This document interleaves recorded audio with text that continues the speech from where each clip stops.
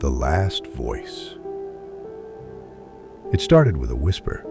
Lena had just moved into her new apartment, a cheap place on the edge of town where the floorboards creaked and the heating barely worked. But it was hers. After years of couch hopping and roommates, she finally had a space of her own. Quiet, too quiet sometimes. On her first night, she noticed it.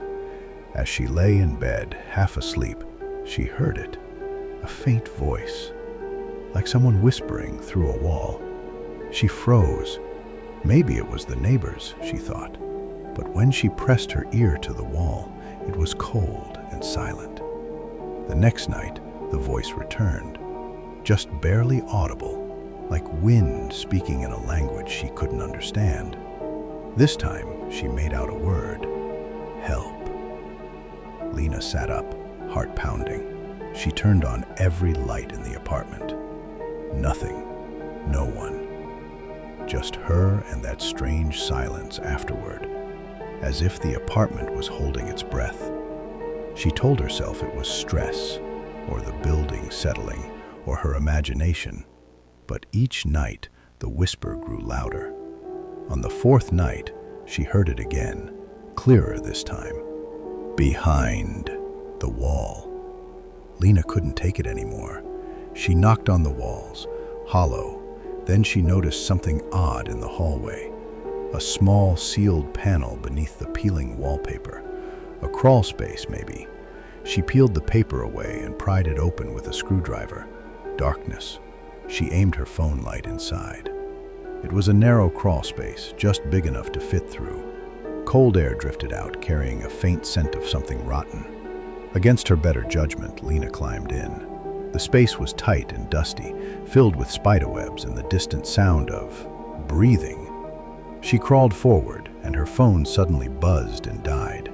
Total darkness, and then a hand grabbed her ankle. She screamed and kicked wildly, crawled backward out of the space, and slammed the panel shut. She locked herself in her room and didn't sleep the rest of the night. The next morning, she called the landlord. He sounded surprised. "There's no crawl space in that apartment," he said. "But I went inside.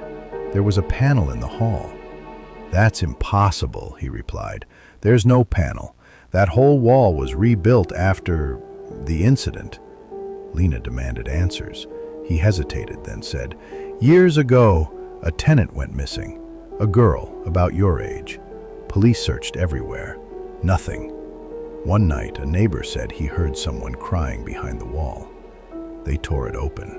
Never found her body, but they sealed it off after that." Lena hung up. Shaking, she walked to the hallway. The panel was gone, like it had never existed. Only smooth wallpaper stared back. That night, the voice returned, clear, desperate, furious. She turned her head slowly and saw nothing, but she could feel it, breathing, watching. "Now you'll stay with me," her lights flickered and died. The next morning, Lena didn't answer her phone or the door. A week passed.